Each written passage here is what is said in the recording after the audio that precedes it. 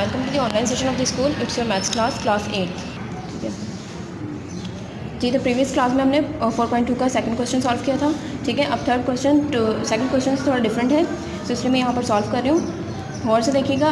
Ali, Jain and Saad started a business with rates 30,000, 30,000 and rates 24,000 respectively. ठीक है, यानी respectively, यानी अली का ये है फर्स्ट है, जैन का सेकंड, और ये साद का 24,000। ठीक है, आफ्टर 5 मंथ्स। अच्छा, अब यहाँ तक आप अगर क्वेश्चन को अगर सिर्फ आप यहाँ तक क्वेश्चन को देखें तो ये आपके पास जो है वो सिंपल पार्टनरशिप होगी। क्यों? क्योंकि इनका टाइम पीरियड क्या है, तीन बंदों ने बिजनेस स्टार्ट किया, लेकिन तीनों ने एक साथ स्टार्ट किया है। ठीक है, तो ये क्या होगी, सिंपल पार्टनरशिप होगी। लेकिन ये इस स्टेटमेंट की वजह से है। स्टेटमेंट क्या है, after 5 months period Jain withdraws rates 18,000 and the business close after 10 months. अब उसके बाद क्या हुआ कि बिजनेस चल रहा था। ठीक है, 5 मंथ्स तक जो है वह सिंपल पार्टनरशिप में बिजनेस चलता रहा। उसके बाद क्या हुआ, 5 मंथ्स गुजरने के बाद जो जैन था उसने विदड्रॉ यानी निकाल लिए कितने, 18,000 रुपीज़। ठीक है, उस बिज़नेस में से 18,000 रुपीज़ जो है वो जैन ने निकाल लिए, और बिज़नेस कब क्लोज हुआ, 10 मंथ्स बाद।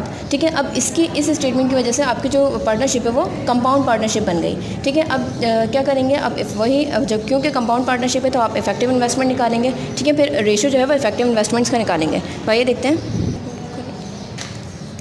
अच्छा, तो अब जो है वो अली की जो इफेक्टिव इन्वेस्टमेंट कैसे फाइंड करेंगे आप, इफेक्टिव इन्वेस्टमेंट, इफेक्टिव अलीज effective investment how to find effective investment, investment capital into time period. ठीक है,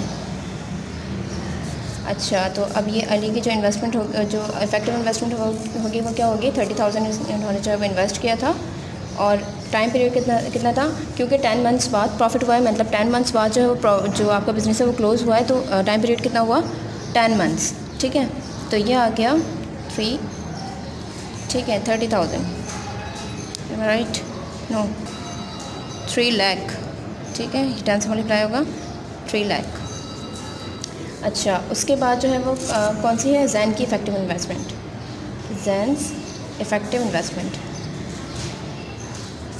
investment is equal to, investment capital कितना था जैन का, 30,000।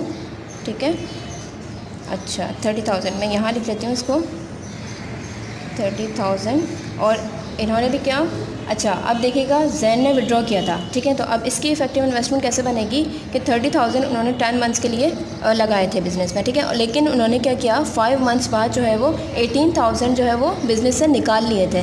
तो अब उस पर जो प्रॉफिट होगा वो तो इसमें कैलकुलेट नहीं होगा ना, तो वो जो अमाउंट है 18,000 पर जो प्रॉफिट हुआ है 5 मंथ्स का, जो बाद के जो 5 मंथ्स हैं जिसमें उन्होंने 5 मंथ्स बाद विड्रॉ कर लिया था, उसके बाद जो 5 मंथ्स बचे उसमें जो 18,000 रुपये जो प्रॉफिट था वो तो नहीं होगा। तो 18,000 रुपये जितने भी 5 मंथ्स में जितने भी रुपीज़ हैं वो माइनस करने पड़ेंगे आपको। ठीक है, तो अब इफ़ेक्टिव इनकम कितनी रहेगी जैन की, तो इसको मल्टीप्लाई कीजिए 3 लाख। ठीक है, माइनस, और ये क्या होगा, और ये होगा 18,000 इंटू 5 इज इक्वल टू 90,000। ठीक है, अब सब्ट्रैक्ट करेंगे तो आपका आंसर आएगा 2,10,000। ठीक है, नाउ साथ effective investment is equal to, साथ का जो कैपिटल था वो कितना था, 40,000, एक मिनट, नहीं कहाँ गया जी, तो साथ का कैपिटल है 24,000। ठीक है, तो इफेक्टिव इनकम क्या होगी, 24,000, और इन्होंने 7 बिजनेस स्टार्ट किया था, तो ये क्या है, 10 मंथ्स के लिए। ठीक है, 24 को 10 से मल्टीप्लाई करेंगे तो क्या होगा, अच्छा ठीक है, क्या आ गया। अच्छा, अब आपको क्या फाइंड करना है, ratio of effective Capitals, ratio of effective Capitals, right. तो रेशो क्या होगा, आप पहले लिख लीजिए, अली, जैन एंड साद। ठीक है, अली की जो इफेक्टिव इन्वेस्टमेंट आई थी वो कितनी थी, 3 लाख। ठीक है, 3 लाख थी। ठीक है, और जैन की जो इफेक्टिव इन्वेस्टमेंट आई थी वो कितनी थी, 2,10,000। ठीक है, और इनकी जो साथ की आई थी वो कितनी थी, 2,40,000। ठीक है, अब रेशो फाइंड कीजिए।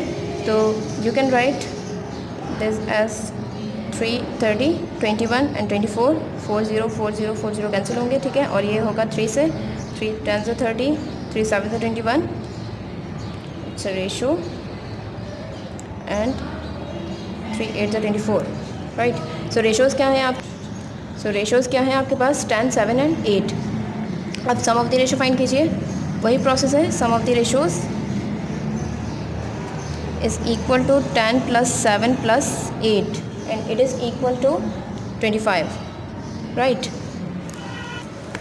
जी। अब क्या करेंगे, अब वही इनके शेयर्स फाइंड करेंगे। So Ali's share in profit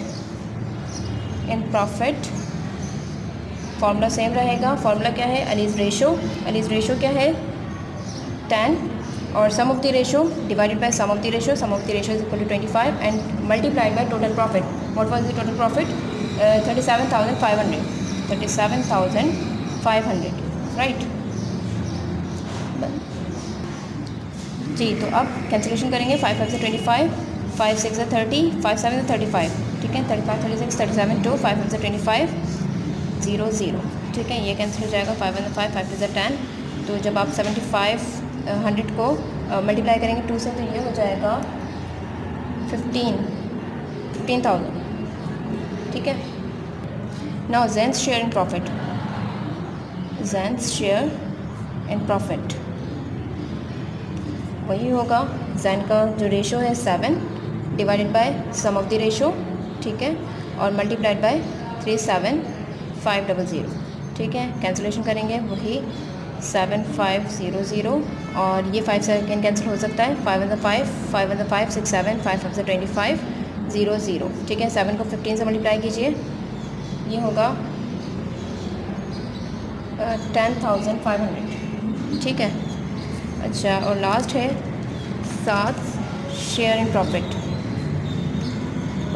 is equal to 7 ratio is equal to 8 and sum of the ratio divided by sum of the ratio 25 multiplied by total profit and it becomes 5 5 से 25, 7500। ठीक है, और आप जब इसको divide करेंगे तो ये क्या होगा, 1500 को मल्टीप्लाई कीजिए 8 से, तो ये होगा 12,000। ठीक है, तो ये है आपका फाइनल आंसर।